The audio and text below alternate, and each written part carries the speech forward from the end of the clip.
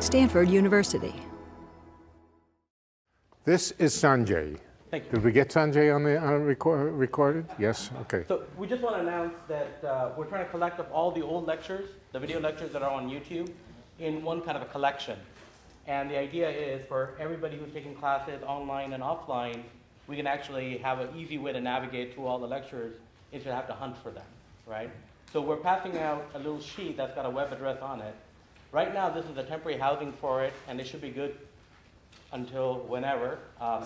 But when we do get a final home, we'll have a link that'll directly go to it as well. So this link should be good for hopefully all eternity until we hit Horizon and all that good stuff. All right. Okay, so this is the address. Let's see, http://new packet tech, one word, newpackettech.com/resources/Susskind. That's the address where it's sort of the website for the class, or will be the website for the class. And it's for anybody, outside, inside, where they can easily access, without all the confusion that's taken place up till now, easily access all of the lectures that are online. All right. We have been discussing a simple quantum field, and we're not finished with it. I have to take a 2-year course, and believe me, a real course in quantum field theory is genuinely 2 years of work. It really cannot be done in 1 year sensibly. I have to take that 2 years of quantum field theory and condense it down to a couple of lectures. We've already taken a couple of lectures, but I think we've had some forward motion. I want to take the very, very simple version of a quantum field that we've already discussed. Well, first of all, remind you what it is, and discuss how it is used, again, to describe particle processes. We've done a bit of this. We've talked a bit about how the quantum field can code or codify scattering processes or creation and annihilation processes of particles. But I want to go into it in just a little more depth so that you can see where some of the really interesting aspects of quantum field theory come from and how they influence questions like energy conservation, momentum conservation. How do those things, how are they related to these quantum fields that we've discussed? Okay, before I do so, we need a little bit of mathematics, a little bit of formal mathematics, not much. It's mathematics that we've done before in these series of classes, but I want to get them up on the blackboard. The first thing is the Dirac delta function. All right, the Dirac delta function, just to remind you what it is a function which is the sort of a limit of a genuine real function. It's a function of, let's say, its coordinate. Let's for the moment just call this coordinate anything. It could be x, it could be k. Let's just call it y so that we don't prejudice whether it's something that I've called, that I've defined previously. The Dirac delta function is a function which is a sort of lump. It's concentrated someplace. It's concentrated someplace and not other places. But it's the limit of an infinitely sharply concentrated function. So we imagine that we can go to a limit where this lump-like function is infinitely narrow. Now, I can't draw it as infinitely narrow, so I'll draw it with finite width. But imagine in your mind narrowing it, narrowing and narrowing it. Now, of course, if you narrow it without raising its height, the area under it will decrease and decrease and decrease to the point where there's no area left under it. So what I want to do is to keep the area under this function fixed as I decrease the width. So as I decrease the width, I'm going to raise up the height of it in such a way that the product of height times width stays constant. How constant? 1. just 1. An area of 1 located someplace infinitely narrow, that's called a Dirac delta function. If this point is y equals, let's call it a, just to locate the particular point, then the Dirac delta function is delta of y minus a. And delta of y minus a is 0 whenever y does not equal a, over here or over here, and equals something infinitely sharply peaked at y equals a. That's the Dirac delta function. And it has the property, by definition, that the area under it, the integral with respect to y, is 1. So it's so narrow and so high that the area is 1, and it's concentrated at the point where the argument of the function is equal to 0. In other words, when y equals a. That's the Dirac delta function. Okay, now I want to show you how the Dirac delta function emerges from a certain integral. An integral that we will come on many, many times. Let's take the function e to the I kx, e to the I k x. Now, again, as we discussed last time, we're discussing this on an interval which is a periodic interval which has total length all around it equal to L. So the distance around here is equal to L. I don't know if this, just the distance around it is equal to L. It's periodic. And so functions that live on this periodic space here should be periodic, meaning to say they should come back to themselves after one full loop. Okay. Now, what is k? First of all, k is one of the allowed values of wave number on this, in other words, one of the values of k where e to the I kx is periodic. So let's assume an allowed value there. And let's take this function and integrate it over the entire cyclic x dimension here. We could take x going from 0 to L, or for symmetry, I could take it to go from minus L over 2 to L over 2. In other words, instead of starting x at 0 and going to L, I could start it at minus L over 2 and go to L over 2, put 0 at the center here.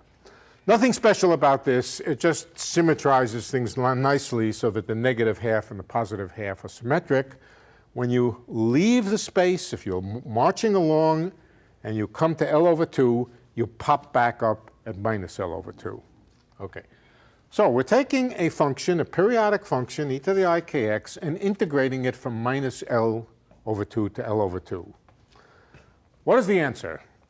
Okay, first of all, what is the answer if k is equal to 0? L. This is L, let's write this, equal to L if k is equal to 0. And what if k is not equal to 0? 0. Because if you take a periodic function that oscillates and you integrate it, then you get 0 because it's positive as much as it's negative. Only for k equals 0, in that case, of course, this doesn't oscillate, it's just equal to 1, then you get L. Okay. So, now let's think of this as a function of k. Let's draw the k-axis. Let's draw the k-axis. Here's the k-axis. Now, k is not just any number. It's one of the allowed numbers. So it's discrete. Does anybody remember what the allowable values of k are?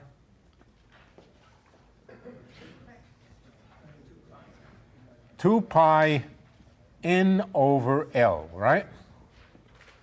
In particular, as L gets bigger and bigger, the distance between neighboring values of k gets smaller and smaller. And eventually, as L gets infinitely big, these discrete intervals shrink to 0. Okay, so now what's the distance? Let's put k equals 0. K can be positive or negative, incidentally. Let's put k equals 0 right over here. Here's k equals 0. All right, what's the interval between neighboring values of k? 2 pi over L. That's the distance from k equals 0, or from n equals 0 to n equals 1, for example. 2 pi over L. Now, let's take this function. This function is a function of k, of course. I've integrated it over x. It's only a function of k. What is it equal to? Let's plot it on here. It's equal to L when k is equal to 0. So right at k equals 0 here, it's high and it's equal to L. Let's just give it a slight width just for the purpose of drawing it. Just for the purpose of drawing it, right at k equals 0 here, it has a height equal to L. But at k not equal to 0, it's 0. That's what we concluded. At k, it's equal to L if k is equal to 0, and it's equal to 0 if k is not equal to 0. So, how high is it? It's height L. How wide is it? Well, one interval. You can't think of anything smaller than one interval on here. It has a width 2 pi over L. What's the area? If I imagine giving it that much of a width, what is the area under it? 2 pi. So that means that this function is 2 pi times the delta function. This function here is 2 pi times delta of k. Why delta of k? At k equals 0, it's not equal to 0. At k equal anything else, it is equal to 0. Now, what is the meaning of this? The meaning of this is in the limit of very, very large L. This becomes a very, very narrow, very, very high function whose area is equal to 2 pi. Okay. We'll keep that in mind as we go along. This is called the Dirac delta function. And we can now say, let's now go to the limit of very large L. If we go to the limit of very large L, in other words, we're making these intervals progressively smaller and smaller, we're really approaching the situation that really does define the Dirac delta function, then this integral goes all the ways from minus infinity to plus infinity.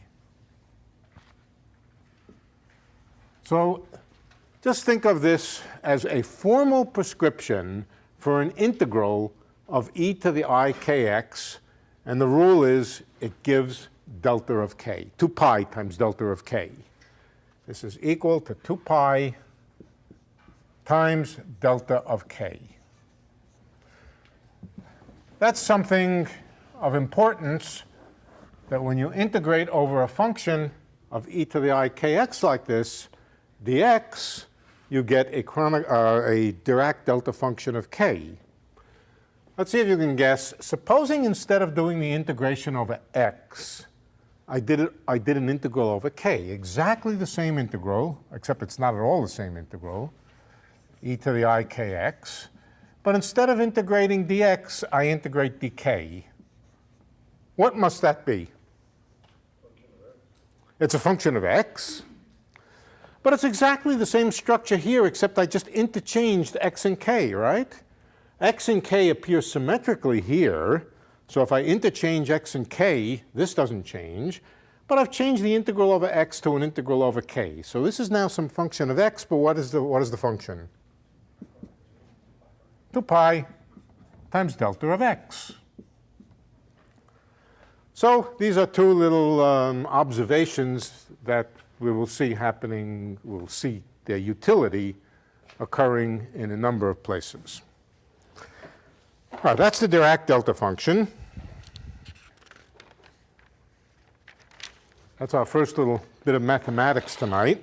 What the hell was that? Next little bit of mathematics. I taught you what a ket is. A ket is a symbolic notation for a quantum state. I also think I told you. You didn't use the word ket. I didn't. What did I use? I did. And I told you it was half of a bracket. Yeah. Okay. It's the other half of the bracket now that we want to talk about, the bra, otherwise known as bra. These are just notational devices. For our purposes, these are simply notational devices. And the question is, when do you use the bra and when do you use the ket? For our purposes, we will think of kets as initial states in a process. If a process starting with some initial state is described by some quantum state, we'll describe the initial state as a ket vector. Initial. In. Final states we will describe by bra vectors. And when you put a bra vector next to a ket vector, you make a bracket. This is simply a bunch of symbolic manipulation. But at the end, what comes out of the symbolic manipulations are numbers. Okay, numbers, experimental numbers. So I'm going to teach you now some symbolic manipulations. For every, let's go back to the harmonic oscillator. For the harmonic oscillator, we characterized the quantum states of the harmonic oscillator by occupation numbers, n. The number of excitations of the harmonic oscillator, the number of times, the number of units of energy that's been put into the harmonic oscillator. We can also describe it, that's a ket vector. That's the ket description of a particular quantum state. We could also write it in terms of a bra vector. So far I haven't told you anything. I've just told you there's two ways to write the same thing. You say, what's the difference between them? Not much. Okay? But if we are clever in our use of this notation, it will help us do some bookkeeping that's interesting. All right, now, first of all, there's the notion of the inner product between a bra vector and a ket vector. Now, all of this is in our past quantum mechanics classes, and I refer you back to it. We're going to go through it lightning-like tonight. If I have a ket vector n and a bra vector m, I can put them next to each other, and putting a ket vector next to a bra vector in this way always gives a number. The ket vectors are abstract things, the bra vectors are abstract things, but the product of two of them back to back, or I don't know, front to front, I'm not sure which, in that form is a number. This number, now m stands for some quantum state, the nth quantum state of the oscillator, and n stands for the nth state of the oscillator. This number, this is definition now, is equal to 0 if m is not equal to n, and it's equal to 1 if m equals n. So the bra vector and the ket vector, for the same value of n, have a product which is 1. It's called the inner product between these two. It's 1 if n equals m, it's 0 if n is not equal to m, or to write it in a unified form, we can write it as delta nm, whose definition is it's 0 unless n equals m, and 1 if n is not equal to m. It's kind of like the Dirac delta function. It's a discrete form of the Dirac delta function. All right, this is notational. This is just notational tricks for things. Now, let's come to creation and annihilation operators. What I want to get at before we go further is how creation and annihilation operators act on bra vectors. I've told you how they act on ket vectors, and I have not told you how they act on bra vectors. Now, of course, you can say, of course, I haven't told you, in fact, I haven't even told you the rules which would allow you to deduce how they act. But I'm going to show you how they act and then show you why this rule was particularly nice. All right, so let's take creation operators first of all. What does a creation operator do when it acts on the nth quantum state of an oscillator? It multiplies it by square root of n plus 1 times the n plus first state. What about the annihilation? The annihilation gives you square root of n times n minus 1. So one of them raises the quantum state, one of them lowers the quantum state, and in each case they multiply by the appropriate square root of n. Now we can ask, now we're asking for a definition. This is not a theorem which we want to prove. This is a definition of how creation and annihilation operators operate when they act on bra vectors. So how shall we take A plus to act on the nth bra vector? And I'm going to tell you now what the rule is.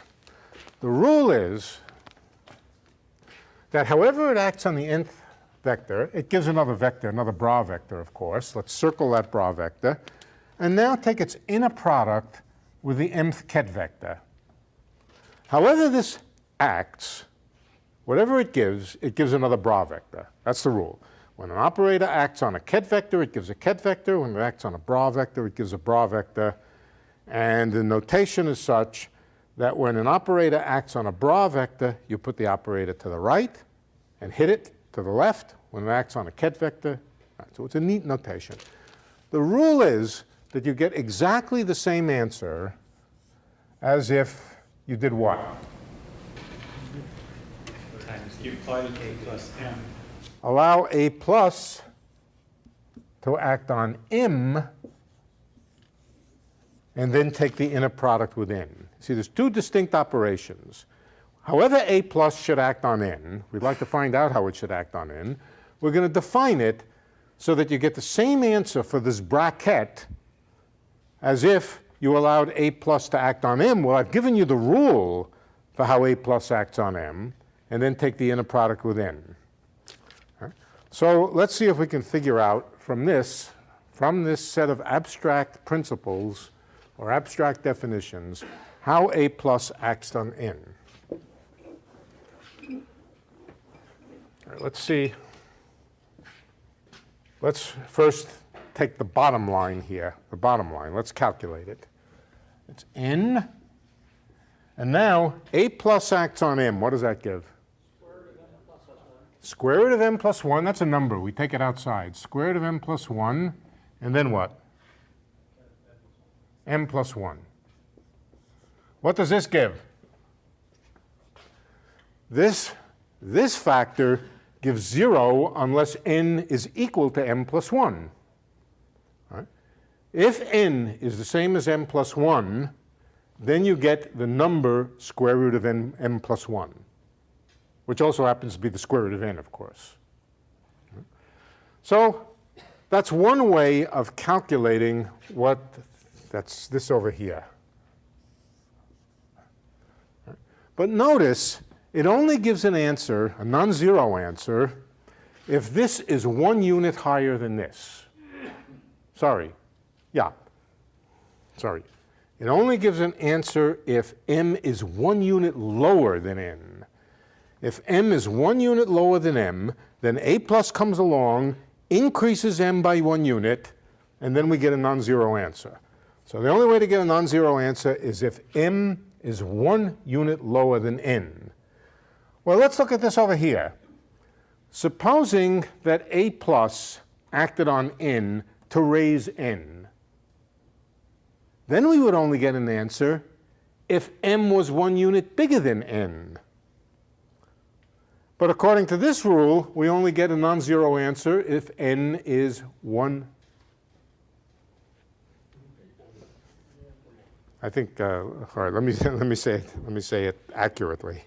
I get my, okay. From this form, we see that n has to be 1 unit bigger than m to get a non-zero answer. N must be 1 unit bigger than m. All right? If, on the other hand, A plus increased the value of n over here, then we would only get a non-zero answer in the opposite situation, where n was 1 unit what? Less than m. Right? So this can't be the right rule that when a plus acts to the left, that it increases the index here. What it must do is decrease the index here. And in fact, that's the definition. That's the correct definition. When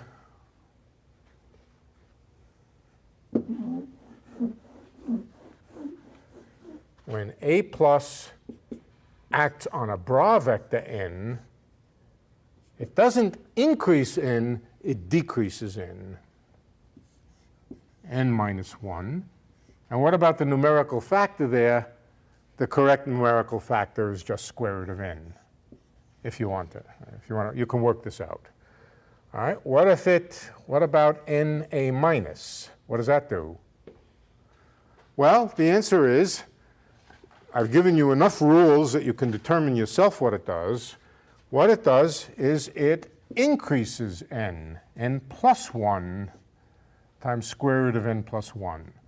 In other words, to make the story short, when a plus acts on ket vectors, it increases n and multiplies by square root of n plus 1. A minus decreases n and multiplies by square root of n. When a plus and a minus act on the bra vectors, they just interchange. A plus decreases n and multiplies by square root of n. A minus increases n and multiplies by square root of n plus 1. That's the rule. That's the rule which leads to a very lovely calculus that's useful in quantum mechanics. So calculus meaning now tricks for computing simple things. Let me give you an example. Let's calculate in two distinct ways the following quantity.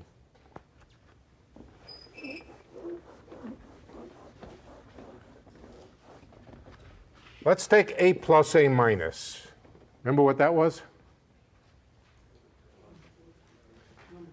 What did that stand for? Yes, it stands for, it's a quantum mechanical operator that stands for the occupation number, the number of quanta in the state.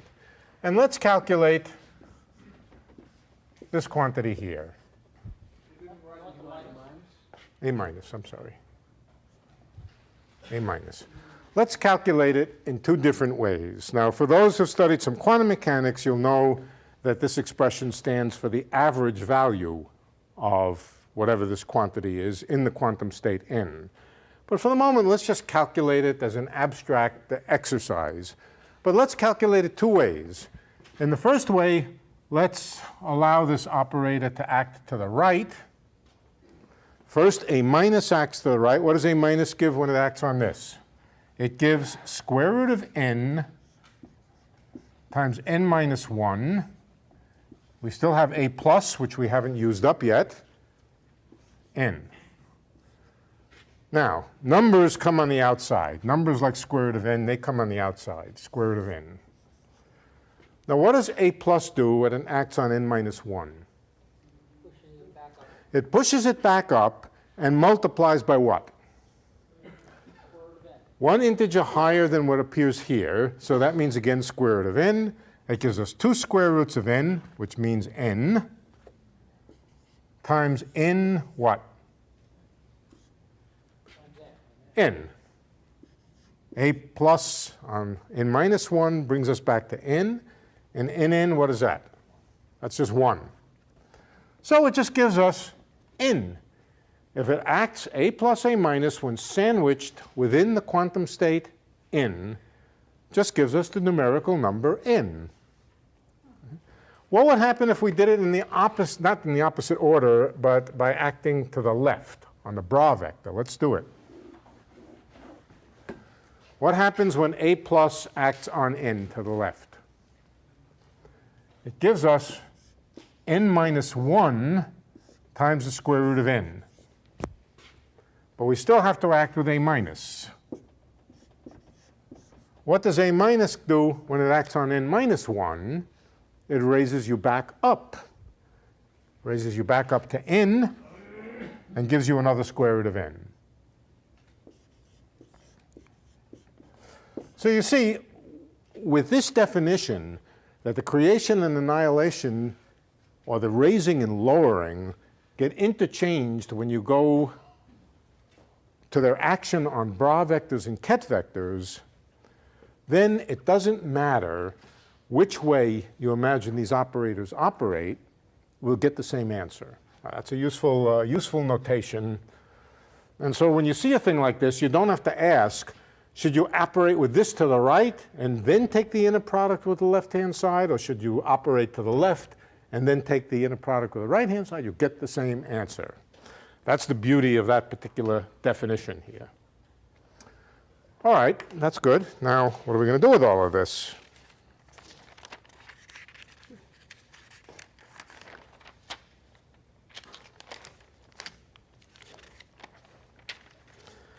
Well, of course, we're going to study quantum fields, which are objects built out of these creation and annihilation operators. Let's go right there. Let's go to the quantum fields. Go back to a simple quantum field that we've discussed already.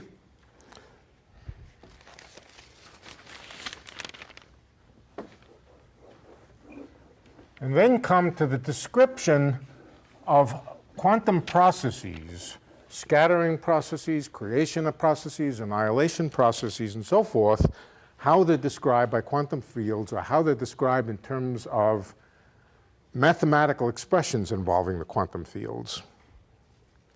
Why are we interested in processes like collisions and creation and annihilation processes involving particles?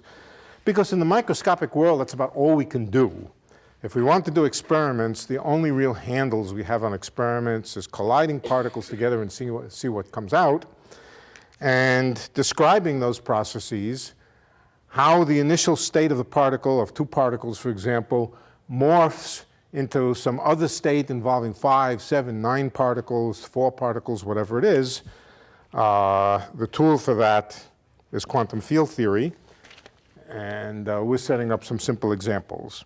All right, so let's go back to the definition of the simplest quantum field.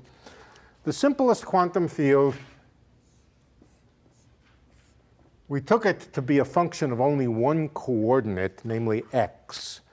There's no reason why we can't think of x, y, and z here and make position into a three-dimensional thing. If we do so, momentum also has to be, incidentally, we'll work in units in which h bar is equal to 1. I don't think tonight the speed of light will come into anything. But what's the connection between momentum and k if h bar is equal to 1? They're the same. Normally, you would have an h bar over here, h bar k. But if h bar is set equal to 1, k and momentum are the same thing. Okay? Right. Okay, so we concocted a thing which we call a quantum field associated with the point of space, x. As I said, x could be a three-dimensional point of space. If it is, then k has to be three-dimensional. If we're living in 3 dimensions, then the momentum is three-dimensional, meaning to say it has 3 components. And then k will also have 3 components. But other than that, the formulas I'm going to write down are pretty much the same in 3 dimensions, whatever number of dimensions we're doing. Psi of x was a sum over all the allowed values of momentum. If we're talking about the universe on a circle or the periodic universe, then these are the k's, which are 2 pi over L times an integer. If we're talking about an infinitely big universe, then k can be anything, any number. Sum over k, summation over k of the creation operator for a particle of momentum k times e to the minus I kx. That now has become a quantum field. There's a conjugate quantum field, and now we pretty much, if we're quantum mechanics people, we talk about the Hermitian conjugate. If we're classically oriented people, we simply talk about the complex conjugate. We can call it psi star or psi dagger of x, the complex conjugate, which is a similar thing involving annihilation operators times e to the plus I kx. Excuse me? Yeah. Is this a definition or? This is definition. This is definition. But, you know, definitions, the question, it's always appropriate when somebody gives you a definition to say, why is that the definition? Right? And then the usual answer is wait. Wait till you see how we use it, and you'll see that it's a useful definition. Okay? So I'm afraid that's the situation here. Why is this the definition? Because this is a useful definition. I could have put something else here, and it would have been a useless definition. So it's premature to ask why this is the definition, but it is a nice, simple expression. It's not very complicated. Sum over the allowable values of momentum, creation operator times e to the minus I kx, or the complex conjugate, which has annihilation operator times e to the plus I kx. Now, I'm going to do something even a little bit fancier. Okay? I'm going to give these psi of x's some time dependence. So far, they don't depend on time. The definition does not involve time. But I'm going to introduce some time into the game. And how do I introduce time? Why do I introduce time? Well, remember that there's a connection between the momentum, the wave vector k, and the frequency of an oscillation. These are fields. These are fields. Fields oscillate. As it's written now, it doesn't oscillate. It doesn't have any time dependence. If this has anything to do with a real field, waves, and so forth, we better introduce some time into it. Well, that's not so hard, because we remember that for each value of k, there is a frequency. Frequency tells us how things change with time. Supposing I have an object, a mathematical object, which has a certain frequency, omega. How do I write the function that oscillates with frequency omega? E to the I omega t. E to the I omega t, which also happens, of course, to be cosine omega t plus I sine omega t. This is a function with a definite frequency. The frequency is omega. All right, now, in past lectures, I pointed out to you that for various kinds of waves, each k is the wave vector. It's inversely related to the wavelength. For each k, there is a frequency. So we can say that there is, for each k, there is an omega of k. And each oscillation, each time we see an e to the minus I kx, we can put in front of it an oscillation, in front of it or behind it, an e to the I omega of k times t. Now, this thing has not only space dependence, but it has time dependence. And moreover, it's time dependent. We do the same thing here, of course, e to the minus I omega of k t. Let's erase psi dagger for the moment. We'll come back to it. I want more room on the blackboard. Here's an object which has both space dependence and time dependence. The time dependence has been arranged in such a way that for each value of the wavelength, or k, it oscillates with a time dependence which is just the right time dependence for that wavelength. Okay. This is now a function of space and time. It truly is a quantum field now. It varies in space and time. Okay, I want to take an example and show you that in the example, there is an equation, a wave equation for psi of x and t, and see if we can figure out what the wave equation is. See if we can find the wave equation for psi of x and t, knowing the connection between omega and k. Now, I haven't told you what the connection between omega and k is. Right? But let's suppose that we're talking about a non-relativistic particle. In other words, I'm not talking about a photon. I'm talking about a species of particle which moves with much less than the speed of light. We're working in the approximation in which everything is non-relativistic. Okay, when h bar is equal to 1, let's put it over here, h bar equals 1, omega has another name. What's the other name for omega? Energy. Remember, energy of a photon or energy of a quantum, of a single quantum, we're talking about a single quantum now, the energy is h bar omega. If h bar is equal to 1, omega and energy are the same. Momentum is equal to h bar times k. So when h bar is equal to 1, energy is frequency and momentum is wave number. Okay. What's the connection for a slowly moving particle? Slowly means only slowly moving compared to the speed of light. What's the connection between energy and momentum? Right. Energy of a slowly moving particle is the square of the momentum divided by twice the mass. This is, of course, the same thing as writing energy is equal to 1/2 mv squared and P is equal to mv.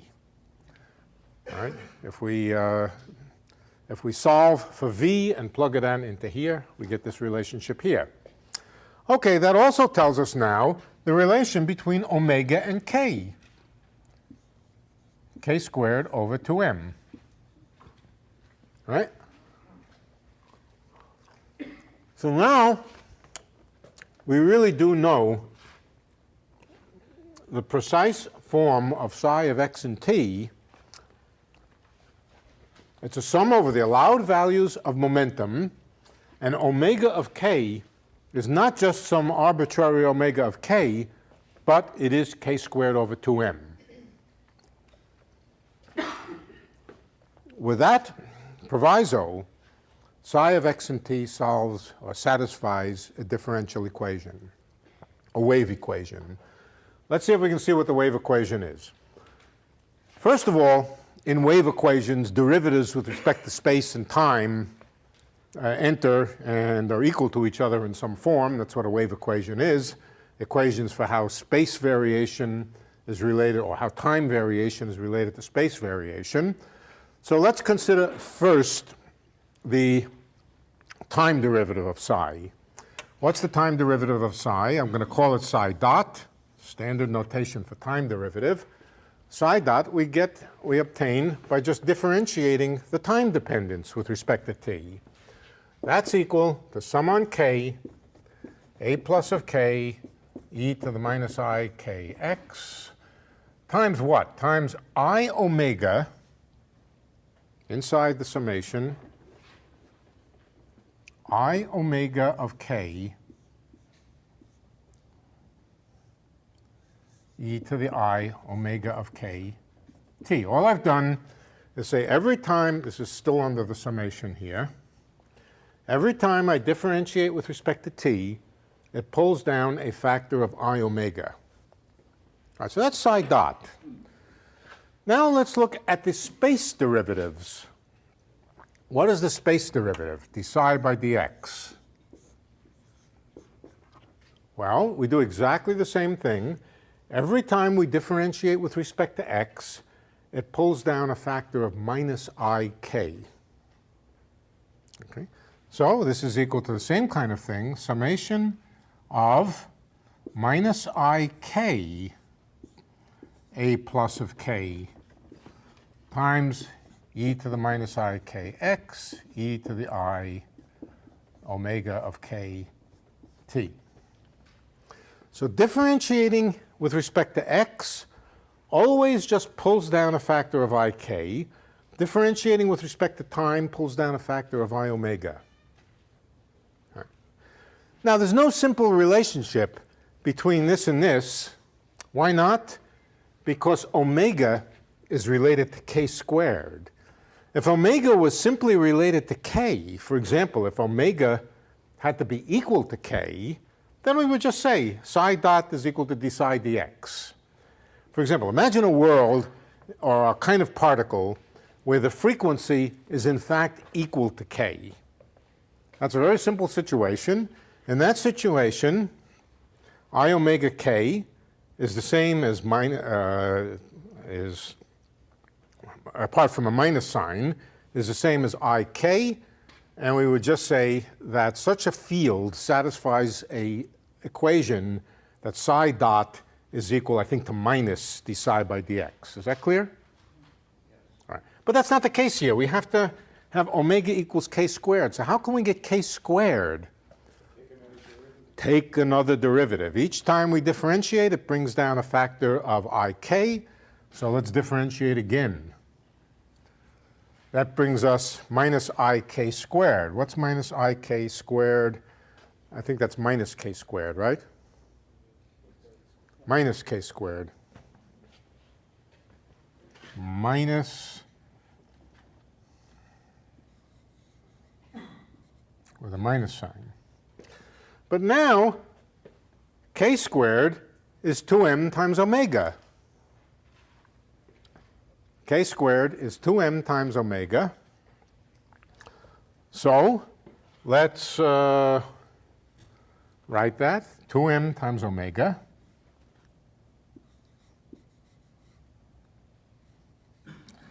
And let's divide the left-hand side by 2m. 2m is just a number. Excuse me. Yeah. I'm confused. Is the minus sign really supposed to be there? I thought you had minus I. Let's see. Let's check. When I differentiated with respect to time, it gave an I omega. So that's I omega. Now, when I differentiated with respect to k, it gave a minus ik, and I did it twice. So that gives minus ik squared. What is minus ik squared? Minus k squared. This is minus k squared. So yes, as far as I can tell, the minus sign is there.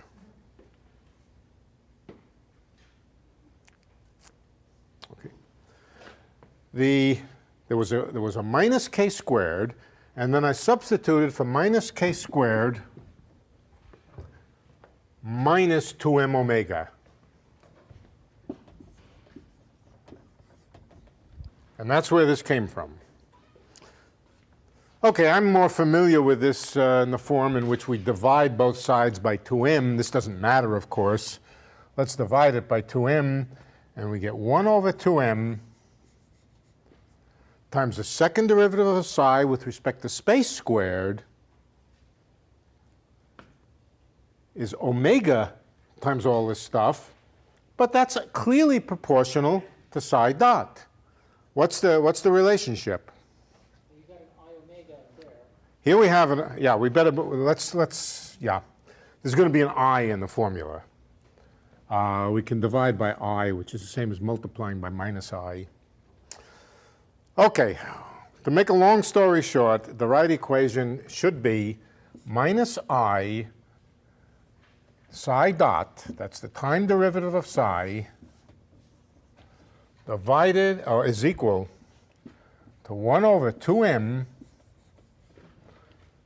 times the second derivative of psi with respect to x squared. Now, do I have the sign right or not? Of course I don't. I never get it right. Okay. Now is it right? No, you had it right. I'm not sure. 1 over 2m, not 1 over 2m squared. 1 over 2m. 1 over 2m. Okay. Let's see. Is the minus sign there or not? Let's put a minus here, and then there's a plus here. So It looks like this. It looks like it's the plus sign. As far as I can tell, it's the plus sign. Yeah. Well, it's just that you have the I on the opposite side of the equation than I do, so. Well, of course, that will do the trick, right? Okay. Does anybody know the name of that equation? It's the Schrodinger equation, right? But it's not the Schrodinger equation for the same thing as in elementary quantum mechanics. In elementary quantum mechanics, psi is just a function of position. It's not an operator. It doesn't do things. It's just a thing whose square is a probability. Here, it is an operator. When it acts on states, it creates particles. It annihilates particles. This is an instance of the relationship between particles and quantum fields. Quantum fields are operators.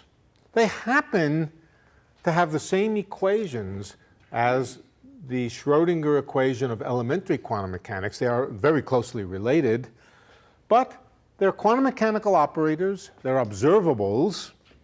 You can observe them. Under what circumstances do they behave like classical fields? In other words, that you can measure them and the same way you measure the electromagnetic field. The answer is that they behave like classical fields when the number of quanta is very large. When the number of quanta is large, then the magnitudes of the fields are large and the quantum fluctuations are small, the quantum uncertainties are small, exactly like a harmonic oscillator. A harmonic oscillator, if it's got a big motion, behaves classically. If it's only got one quantum unit of excitation, it behaves very quantum mechanically. So this is an example, as I said, of a quantum field, and it has creation and annihilation operators in it. Nevertheless, it's a thing which satisfies an equation, and the equation is the Schrodinger equation.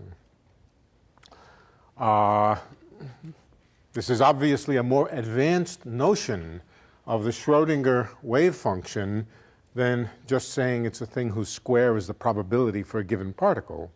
It's something a little bit different. Okay, and as I said, it is a quantum field. It's the simplest version of a quantum field. How do we use it? How do we use it to describe processes? Okay, so I'm going to give you and we've already talked about this a little bit. What I didn't talk about, and which I want to come to now, is energy and momentum conservation, and how energy and momentum conservation are codified or codified, whatever the right word is, in the various dependencies of psi and the way that we describe various processes. I want to imagine now describing the very, very simplest process in which a particle scatters off a target. The target in this case is a thing which is so heavy that it doesn't recoil. The particle comes and either reflects off it or scatters off it. In 3 dimensions, it could have its trajectory changed. In other words, it could be coming in from the left and go off straight ahead. But what can you say about a particle scattering off an ordinary target, a target that's just stuck there, it doesn't move, stays there forever and ever? Which of the conservation laws would you expect to be true for that particle? How about momentum?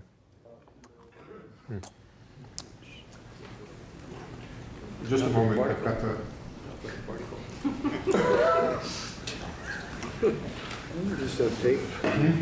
Yes, of course.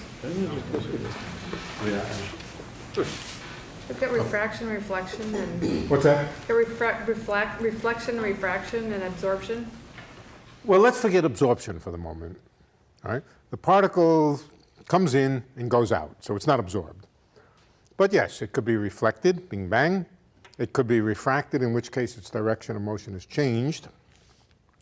In any case, the momentum of that particle generally is not the same coming in as going out. Of course, secretly what happens is momentum is really conserved, but what happens is, of course, the target absorbs some of the momentum. But let's just fix the target. Let's imagine nailing down the target, and the target is not part of our mathematical description, or the motion of the target is not part of our mathematical description. Then in the mathematical description of a particle scattering off a target, the momentum of the particle is not conserved. All right. What about the energy? Yeah, the energy of the particle is conserved. If you take a tennis ball, well, a tennis ball is a bad example because it heats up when you throw it against the wall. But an idealized tennis ball where you can ignore heat, you throw it against the wall and it bounces off. What can you say about the way that it bounces off? You can't say that momentum is conserved. The momentum has gone from that direction to that direction, but the energy is conserved. So how can we see that in some simple model of the scattering process, that momentum is not conserved and energy is conserved using these wave fields? So we talked about this last time a little bit, and I showed you how you could describe a process of scattering, creation, annihilation, and so forth using these quantum fields. So here is a model. Here is a space is horizontal, time is vertical, and the axis over here represents a target. It's fixed in space. It neither, and it goes on and on forever into the past. It just sits there. And a particle comes in. It hits the target at some point and either bounces off or goes forward or scatters into some other direction.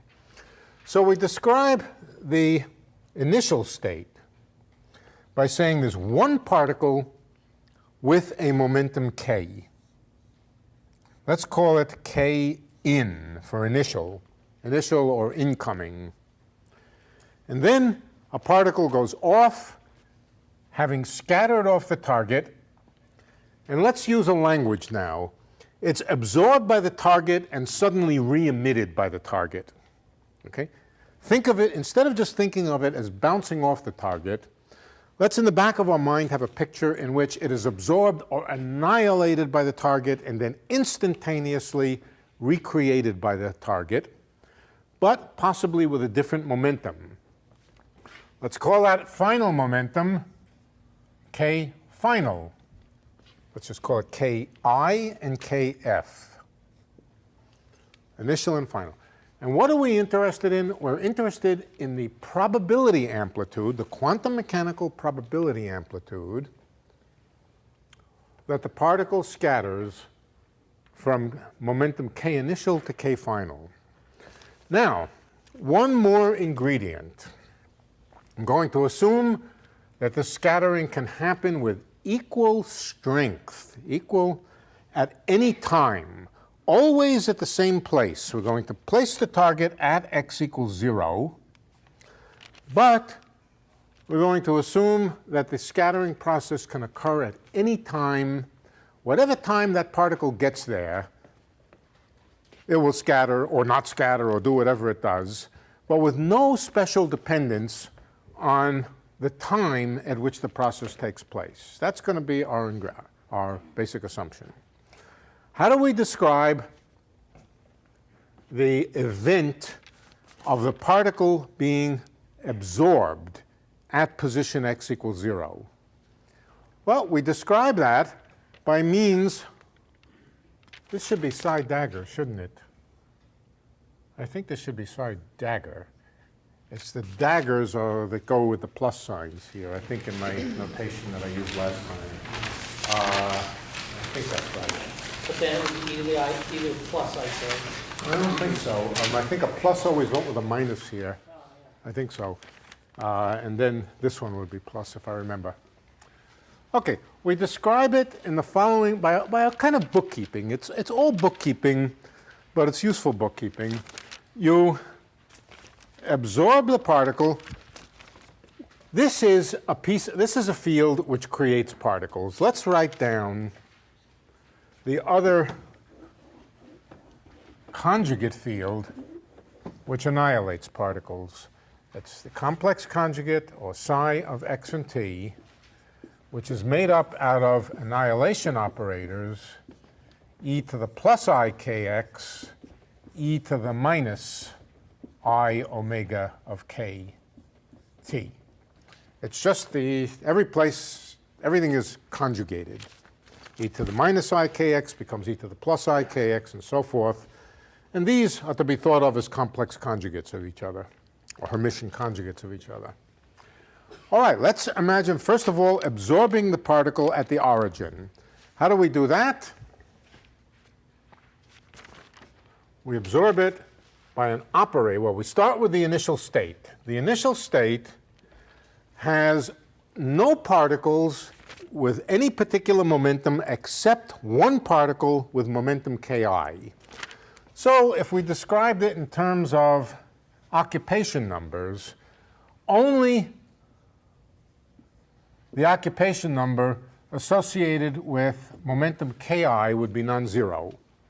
We can also just label that by saying there's one particle with momentum ki and be done with it. We don't need to specify all the particles that aren't there. But nevertheless, it's useful to keep in mind that when we specify the initial state, we're specifying all of the occupation numbers of all the various quanta, and only one of them, according to assumption here, is present. So there's a 1 here, and all the others are 0, and we just label it by saying, well, there's one particle with momentum ki. Then that particle is annihilated at the origin, if it's at the origin, and let's describe that by psi of x and t, but x is equal to 0. 0 and t. Why is x equal 0? I'm assuming that if the process happens, it happens at the target, and the target is at x equals 0, but it can happen at any time. So that's the process of absorbing the particle at time t. That's what this says. But then the particle is immediately recreated. That's why you say, why does it have to be? It doesn't have to be. That's the model that I'm making. A particle absorbed and immediately re-emitted. That's a mathematical model. It's not necessarily a law of nature about any particular kind of particle. In fact, in the real world, a photon can be absorbed by an atom and emitted later or earlier. So what we're talking about here is a simple mathematical model in which the process happens all at an instant. Particle absorbed and re-emitted. And what's the emission described by? It's described by the creation of a particle also at point 0. So that's psi dagger of 0 and the same time t. But what time? What time should I put there? The same time, but which time? It will matter. So, why 1 or 0? How about let's say it can happen at any time that the particle gets there. Okay, whenever the particle gets there. That's the same as saying integrate this over all possible times. In other words, there is a process in which the particle is absorbed at this time, at this time, at this time, and so forth. So let's not prejudice what time it happens by just averaging or integrating over all possible times. This is a mathematical expression which we can work out. I will show you as we go along what the implications of this integral over time are, but the basic physics of it is that the process could happen at any time. No special time. No particular time is singled out as special. And we get rid of the specialness of the value of time by just integrating over all values of time. Okay. What does this give? This gives the final state. Here's an initial state. These are operators which operate on the initial state and give some final state. How do we calculate the probability that the final state consists of one and only one particle moving with some other momentum. All right, if you remember your rules of quantum mechanics, we take the inner product of this state with the final state. So let's say one particle with momentum k final. This is a number. Remember, a ket vector, operator, bra vector give us some kind of number. Is this number the probability for the scattering? Not quite. We have to square it. We have to take the absolute value of it and square it. Now, I've left out one important ingredient in this expression. We're going to evaluate this. We're going to go through it, and we're going to see what it says. Of course, I'm purposefully, or not purposefully, I would rather be able to explain all of this in complete logical order. But, you know, given an hour to do all of quantum field theory, we have to draw on things that we've done in the past. So in the past, I explained that probabilities are squares of amplitudes, and amplitudes are inner products between initial states and final states. Okay? So here's the thing we want to calculate. But I've left one thing out. I've left out the strength of the scatterer. The strength of the scatterer is a measure of the strength of interaction between the scatterer and the scatteree. So let me give you an example. You could have a charged particle at the origin, which is scattering a photon. A photon comes in, is absorbed by the scatterer, and re-emitted. What is, in that case, what corresponds to the strength of the scatterer? The answer is the electric charge of the charge. The bigger the electric charge, the more probable it is that the photon will get scattered. There is a measure of the strength of the interaction between scatterer and scattered particle, the strength of the coupling between them, which has to be codified somehow, and it is simply by a numerical number put here. It's called the coupling constant, G. G for what? I don't know what G is for. It's a measure of the strength of the coupling or the strength of the interaction between the scatterer or the target and the particle itself. I'll give you an example. Some examples. The scattering of a meson from a proton is a strong process, meaning to say that if the meson is absorbed, if the meson arrives at the location of the proton, it has a high probability of scattering. That's indicated by a large coupling constant. A photon in the vicinity of a charged also could be a proton. A photon is also absorbed and re-emitted by a proton. The probability for that scattering, the probability that the photon gets redirected, is much smaller than the probability for the meson, and that's indicated by the coupling constant being much smaller for the interaction of a charged particle with a... you think of something even smaller? Yeah, a neutrino interacting with a proton has an even smaller constant for scattering off this. That's what made... Would that be valid also for an electron? Well, for the target being an electron or the... Well, right now we're just making a model, in fact, of an electron or something like an electron scattering off a target. So don't think of this as being valid for any real thing. This is a simplified model for a number of different situations. What about the scattering of a graviton by a nucleus? Graviton is the analog for gravity of a photon. Well, it can happen, but it's an extremely small constant. I won't even try to tell you how, 10 to the minus some large number by comparison. All right. So the strength of the interaction and the probability that this actually happens, that the particle gets redirected, is indicated or described by the coefficient g, which appears here. It's just a number, and it's called the coupling constant. It's called a coupling constant. There are many coupling constants. All right, so let's see if we can calculate this. What are we trying to calculate? We're trying to calculate the probability for going from k initial to k final. That's all. Yeah. Question? Question? Yeah. Is there any logic for g being a constant as opposed to being a function of omega or k? That's a good question. The answer is there is no logic to it.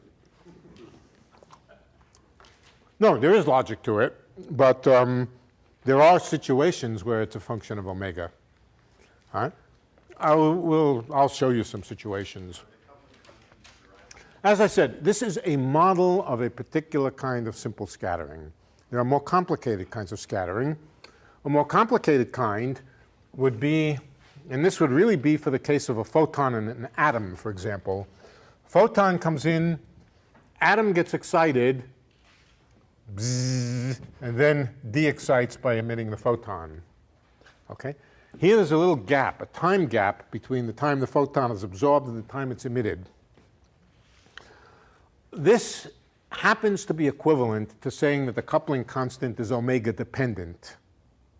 Okay, so as I said, we're talking about a simple model and just trying to find what the consequences are. There's going to be one important consequence, and it is very general. The rest is not so general. But the one important consequence that I want to get to. So let's just plug away. We're going to just go straight ahead, plugging in for psi its value written in terms of creation and annihilation operators, and then use those creation and annihilation operators to annihilate the initial particle and recreate the final particle and calculate the expression that's up there. The square of it will be the probability. So let's do it. Okay, so yeah. Question, if g was 1, would that probability must be 1? If g is equal to 1, yeah, all right. That's a good question. Well, you could ask what happens if g is much bigger than 1. Does that mean that the probability is much bigger than 1? No, it doesn't. It doesn't. It just means that you have to go ahead into a more complicated calculation. This calculation that I'm doing is only correct for very small g. Okay, it's correct for very small g. What you have to do when g is larger is extremely interesting and will be very important to us in what follows. The answer is you have to do higher order perturbation theory. Okay, but we're not doing that now. Well, we're just doing the simplest thing. All right, so let's do the simplest thing and just plug in for psi its value. All right, psi, the first psi, not the psi dagger, but the first psi is a summation over k, not k initial, but just k, a summation index, a minus to absorb the initial particle of k, e to the I kx, e to the minus I omega sub k t, and that acts on the initial state, which happens to have one particle of momentum ki. Yeah. Since the x is 0, Thank you. X is 0 at the scatterer. So let's leave it out. E to the I k0 is just 1. Okay. Which terms in this sum will contribute? Only when k is equal to ki will we get anything. Right? Why? Because the annihilation operators give 0 when they act on states where there are no particles. The only particle around has momentum ki, and so only when k is equal to ki do we get anything. But nevertheless, let's leave it in this form just for the moment. Now, what about the other operator, psi dagger? That's also a sum over momentum. I better use a different index because I don't want to use the same summation index twice and get confused. So let's call it L. And now we put a plus of L. That creates the new particle with momentum L times e to the, well, x is still equal to 0. X is still equal to 0, so we don't get anything from here. But then we have e to the I omega sub L times t. What about the final state? The final state is the state with a particle of momentum k final. Okay, which term? All right, first of all, the term in the sum over k which contributes is only when k equals ki, right? What about the sum here over L? What does L have to equal? K final. Remember that when A plus acts to the left, it annihilates. It has to find a particle to annihilate. A plus of L only gives you something when L is equal to K final. So really, both of these sums collapse. Only K equals K initial and L equals K final. That's all there is. What did I leave out? G. Okay. But I've also left out something else. Where is it? Integral dt. It's the integral dt, which is the thing that I'm really interested in. All right, so the only contributor here is k equals ki. What does A minus of ki do when it acts on a state with momentum ki? It just creates a state with no particles, right? It annihilates the particle with momentum ki. What about this sum? This sum is only non-zero when L is equal to K final. So we can put K final here.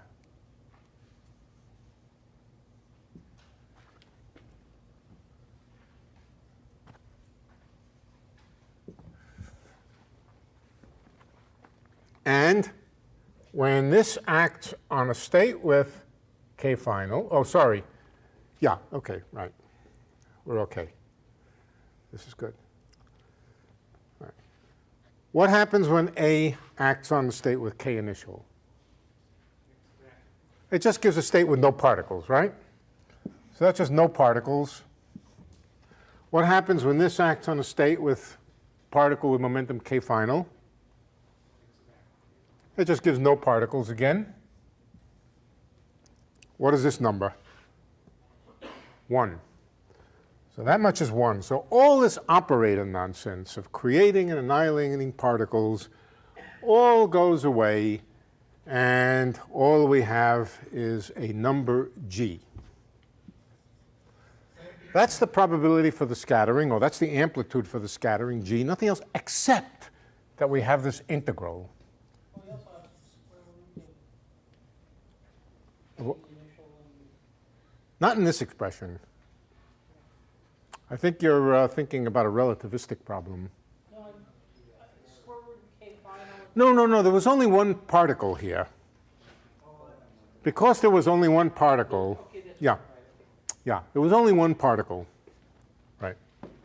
Okay, but the important thing, the only thing that really I'm illustrating here is the integral over time. And what is it? It's an integral dt, e to the I, omega, let's just call it final, minus omega initial, this is k initial, times t.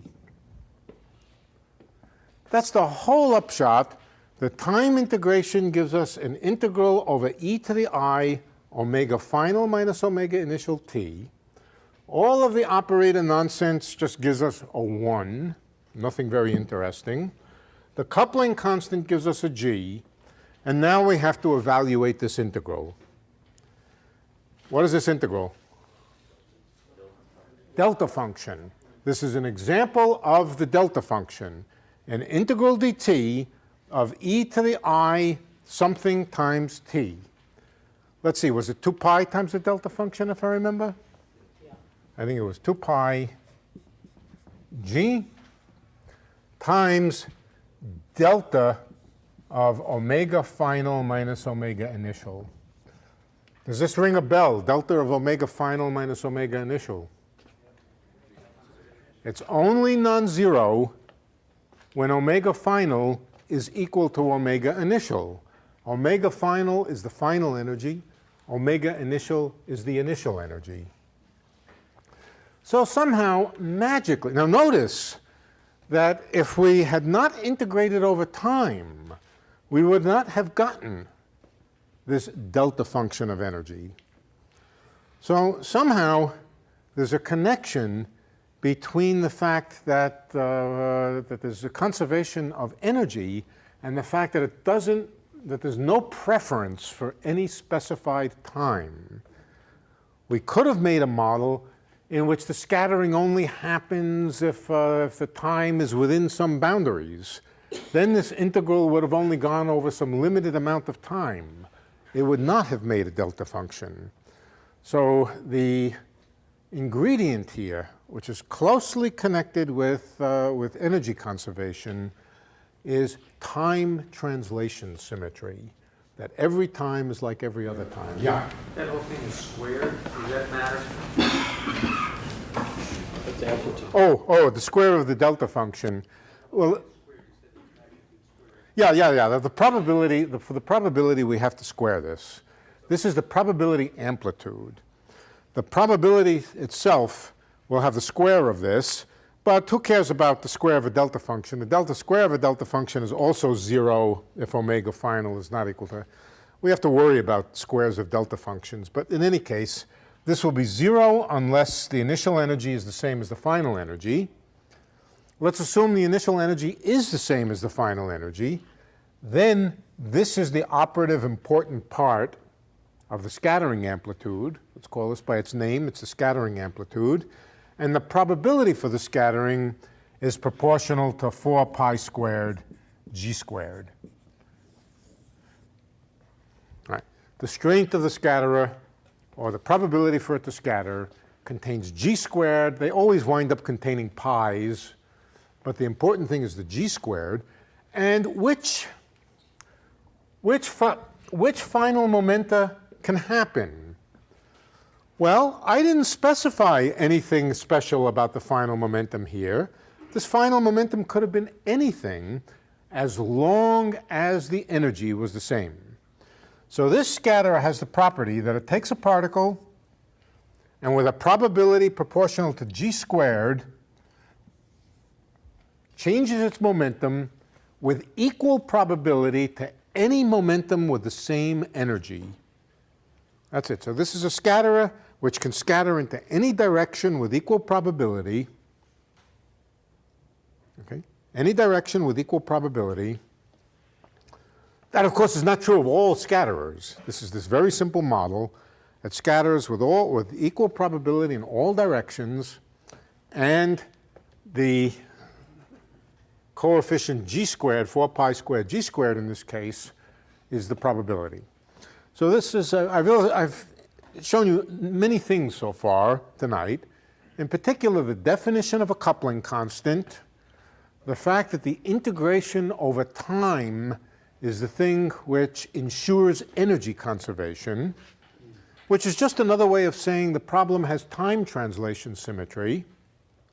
There was nothing special picked out about one time or another time. And I've illustrated the idea of a scattering amplitude, or the amplitude, the thing which becomes squared in order to calculate a probability. This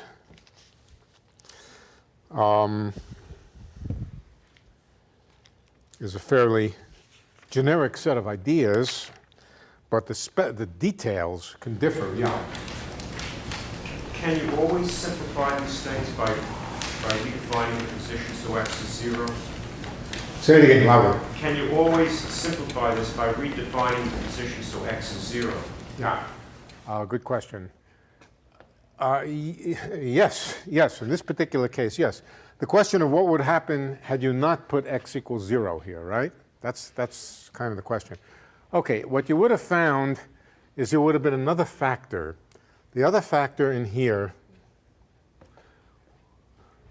would have been, in the amplitude, e to the I k initial minus k final times the position of the scatterer. What shall I call the position of the scatterer?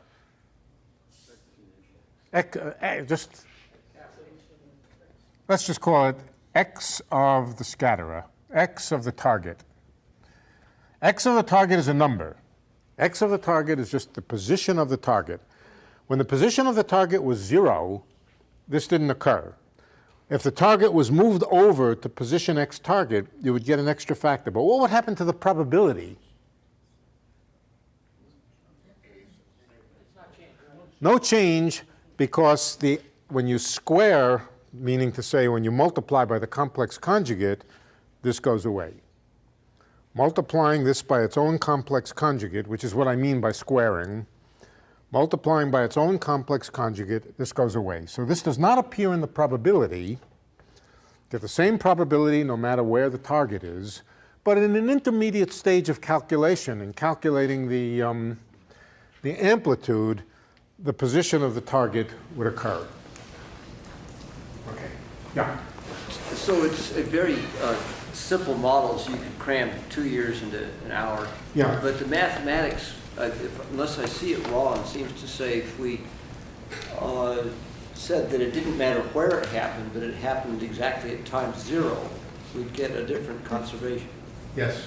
What would you guess the conservation would be? Well, it's momentum and... Momentum and no energy conservation. Right. Right. And does that have a physical interpretation, or is this more a property of just the mathematics? Well, of course, in the real world, if we're studying, for example, the interaction of two particles, and we take everything into account, both particles and so forth, the scattering can occur at any time, at any place. Right. But you could certainly imagine an approximate situation where you might, okay, you're asking me, is there ever a situation where here the approximation was we just ignored the recoil of the target, okay? And therefore the momentum was not conserved. Is there ever a situation where energy is not conserved? And that sort of situation is what happens when you have time dependence in the coupling or time dependence in the strength of interaction.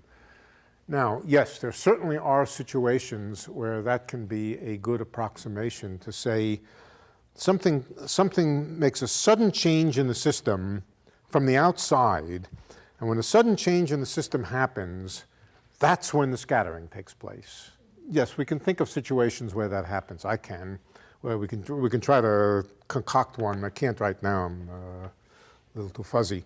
But yes, we can certainly concoct a situation where something sudden happens in such a way that it makes the scattering possible at an instant of time, and then energy would be completely not conserved. Right.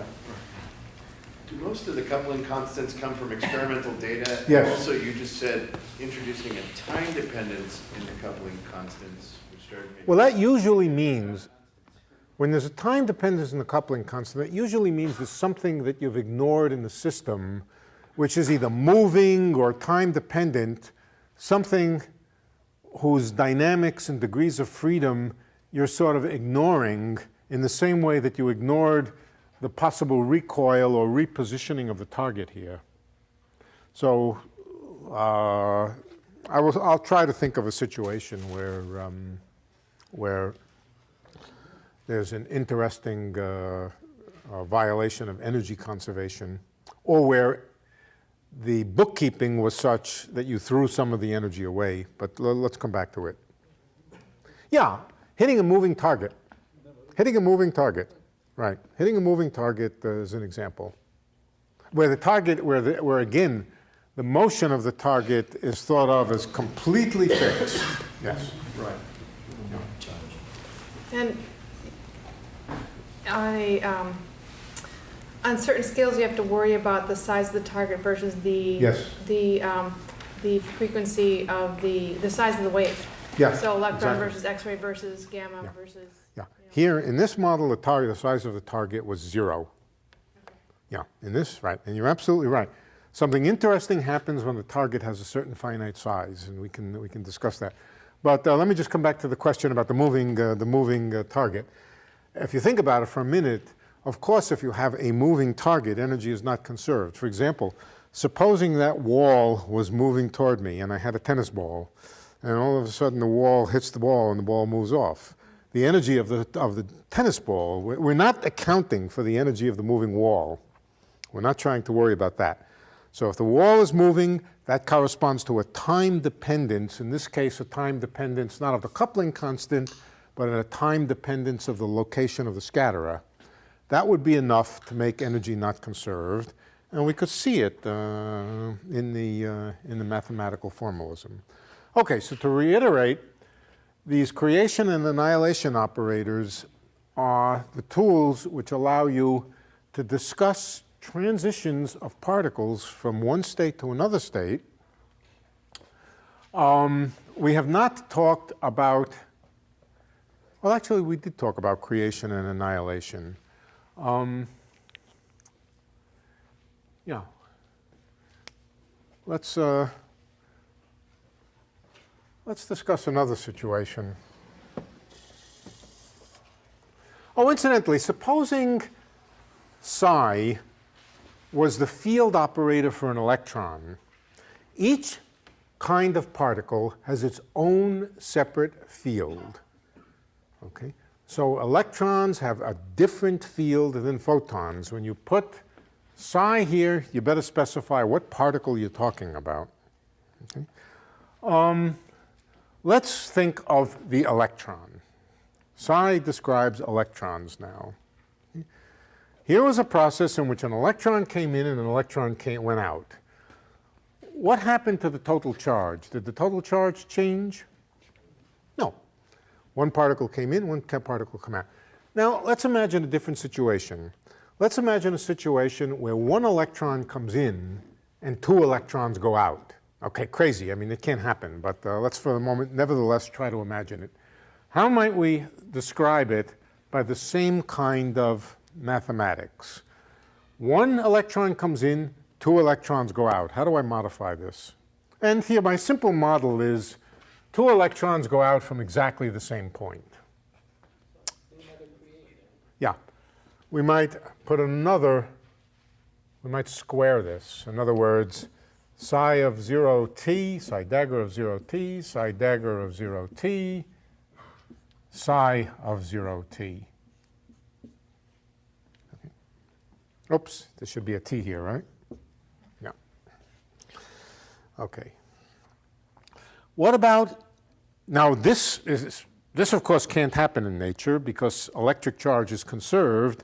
This corresponds to the annihilation of 1 electron and the creation of 2. Bad idea, but nevertheless, let's write it down. What about 2 electrons in and 2 electrons out? Is that okay? Well, at least it doesn't violate electric charge conservation. How would we describe that? Another psi. Psi, psi, psi dagger, psi dagger. How about 2 electrons in, 3 electrons out? Psi, psi, psi dagger, psi dagger, psi dagger. Okay, which ones of these are allowed? And what's the rule? I'm not deriving a rule now. We're just going to observe a rule. Same number of creation and annihilation. Right? Same number of psis as psi daggers. This is not allowed. This is allowed. This is not allowed. The rule is same number of psis as psi daggers. Is there another way to express that? Does the order matter? What's that? Does the order matter? Does the order of the operator? It's not a question of the order of the operators. It's the number of psis versus the number of psi daggers. Right? When the number of psis, all right, when the number of psis is different than the number of psi daggers versus when the number of psis is the same as the number of psi daggers. How can you diagnose these combinations?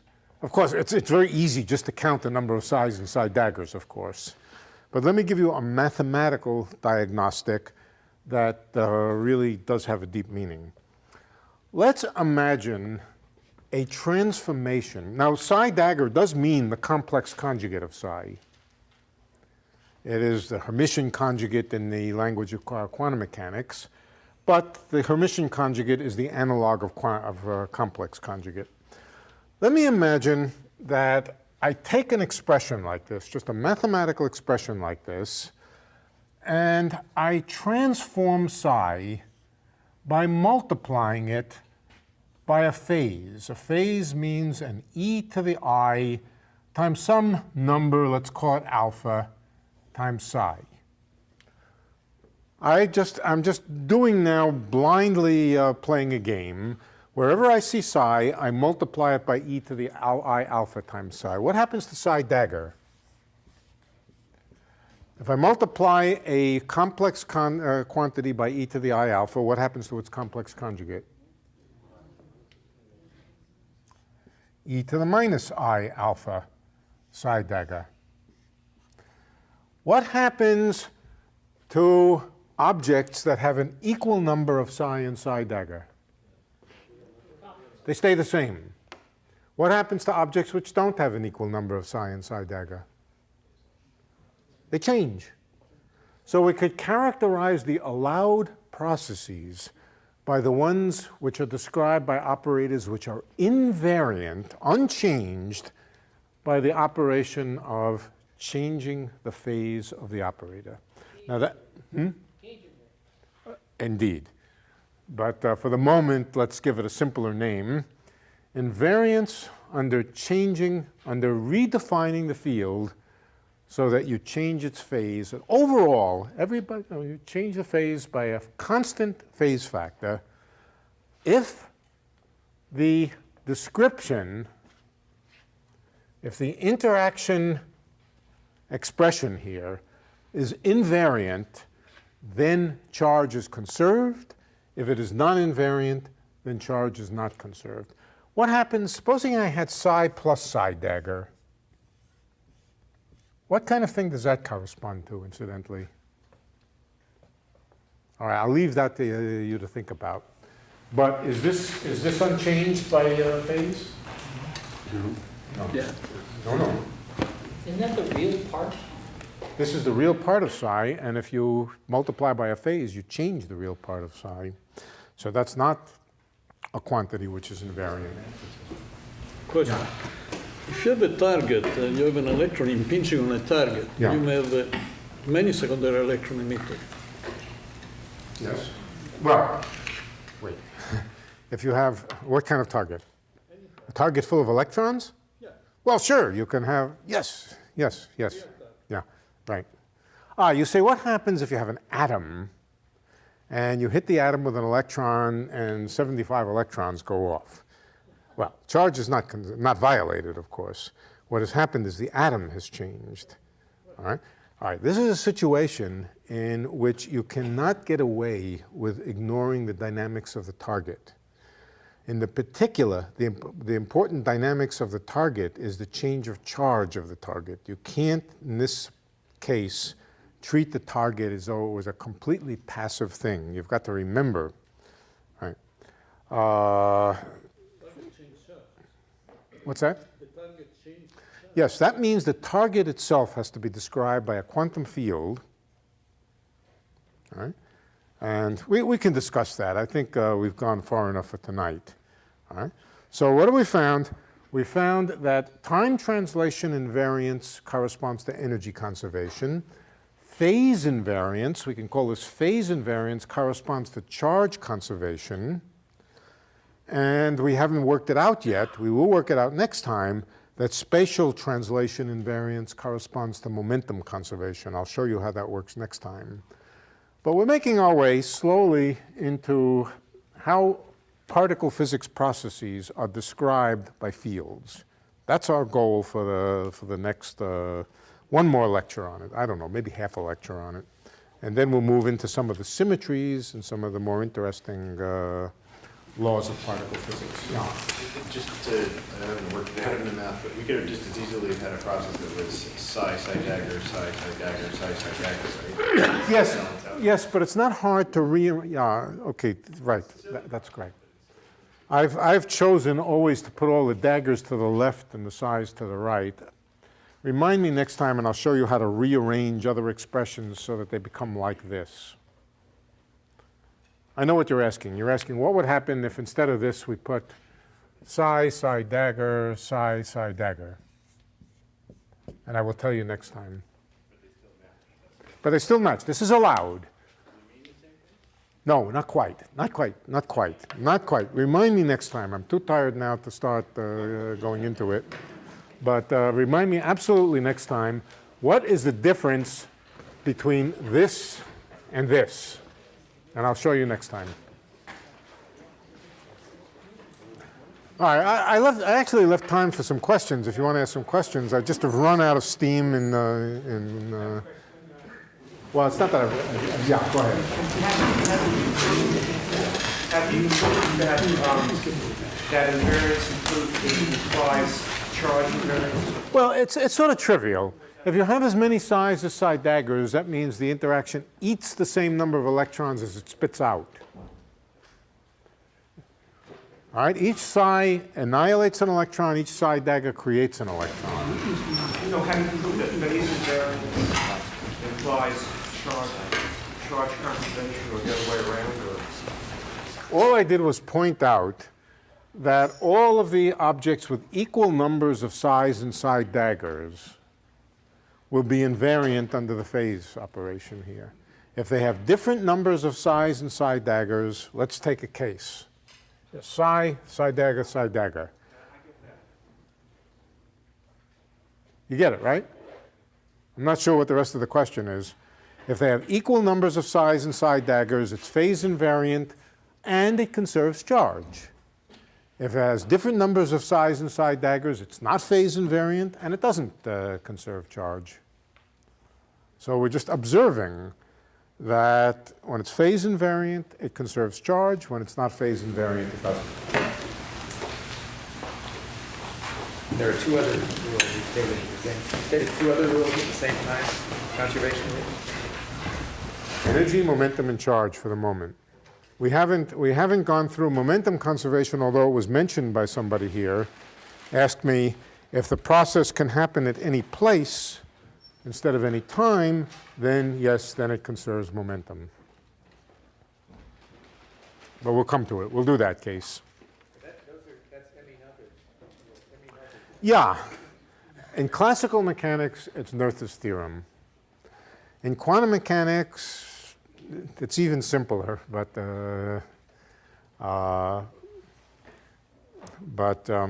here I'm sort of short-circuiting all of that discussion by just showing you how it works mechanically in terms of these quantum fields.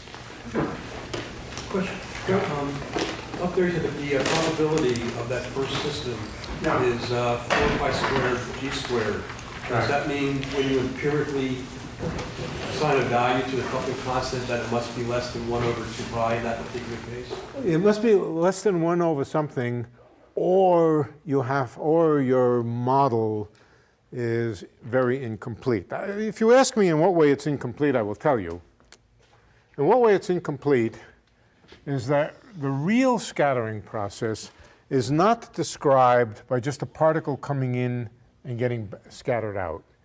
It's described by something more complicated, which is a sum of amplitudes in which the particle comes in, scatters off the target, comes in, goes back out, comes back in, scatters off the target twice, comes back in, scatters off the target 3 times.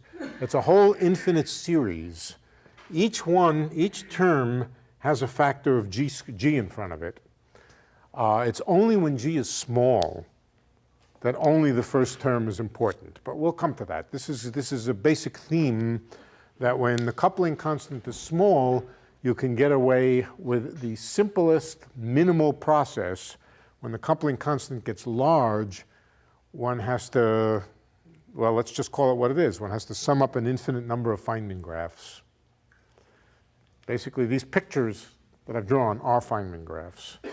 And the vertices of the Feynman graphs are described by these operators. Okay, the vertices of the Feynman diagrams tell you the basic elements that can happen. Particle comes in, bounces back out. That's psi times psi dagger. Two particles come in and bounce back out. That's psi dagger, psi psi, or whatever. And we'll give things their proper name next time. Yeah. Are there any situations when coupling constant has imaginary component? Well, yes. What are they? You want me to the existence of a theta parameter in QCD. The existence of a theta parameter in QCD. I'm sure that means nothing to you. Yeah, it does happen that there are complex values of coupling constants. It usually means that time reversal invariance has been broken. Complex coupling constants are usually an indication of a violation of time reversal invariance. That's really what it comes down to. Now, you can't see that from what I've told you up till now. At least if you can, you're smarter than I am. I can see it, but only because I know how to see it. But it's not obvious. But that is the case. Complex coupling constants mean that time reversal invariance is broken. In other words, things don't look, if you run the process backward as a movie going backward, it's not a possible process.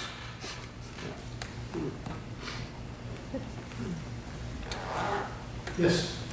You said at one point also that instead of having the scattering occur, the outgoing particle at the same time as the incoming particle could be before or after. You also mentioned before. I did. Does that happen? Not now, but yeah, no, I did say that, and I sort of regretted it the minute I said it. But we will. No, it's a fair question, but it's not the time for it now. Yeah. Gene Franklin used to say it laughs before you tickle it. What's that? Gene Franklin would say it laughs before you tickle it. Okay. Yeah. You're probably going to say you'll get to this at some point, but how do you turn this into something that's relativistic? Again, you're jumping way ahead. I'm trying to go slowly, and everybody's pushing me to get ahead. Okay, you really want to know? You add this and this and put a square root of omega k in the denominator.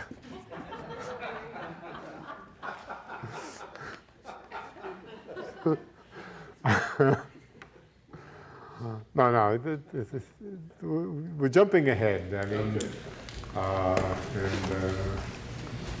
yeah.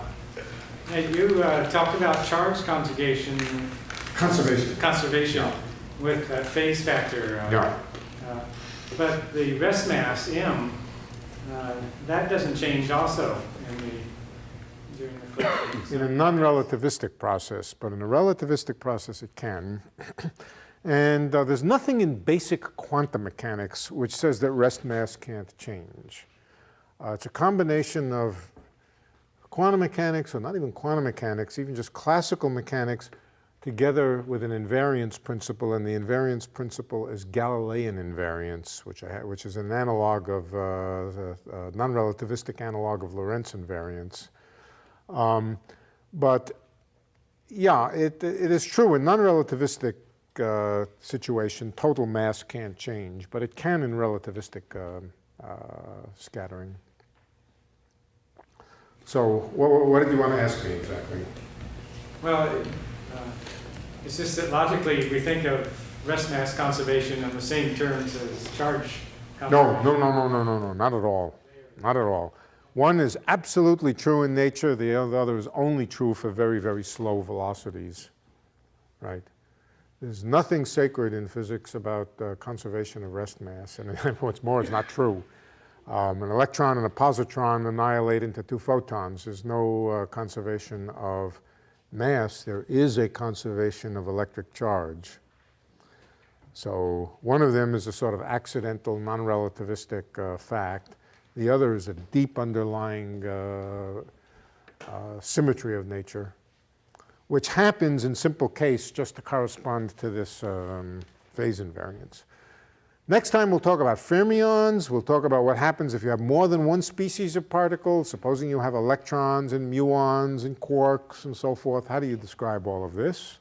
What's allowed, what's not allowed, what kind of processes, and all in the language of quantum fields. Yeah. Strictly speaking, with your scatterer example you gave us, you said it was an electron, but I thought we only knew about bosons so far.